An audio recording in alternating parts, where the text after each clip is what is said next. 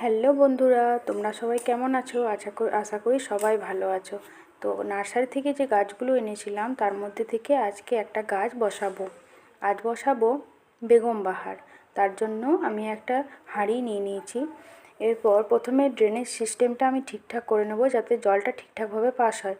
জল ঠিকঠাকভাবে পাস না হলে কিন্তু গাছ ভালো হবে না। এরপর আমি বাগানের কিছু শুকনো পাতা দিয়ে দিলাম, যাতে মাটিটা একটু কম লাগে।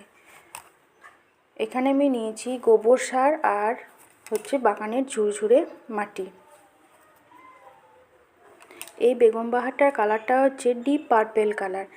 যখন যখন যখন ফুলটা ফুটবে তখন অবশ্যই তোমাদেরকে আমি দেখাবো। তো এরপর আমি চলো গাছটা ভালো করে গ্রো ব্যাগটা কেটে নিচ্ছি, যাতে রুটসের কোনো ক্ষতি না হয়। এই কাজটা কিন্তু খুব সাবধানে করতে হবে। এরপর আমি গাছটা বসাবো, তারপর মাটি ভরাট করে দেব। এরপর জল দিয়ে দেব।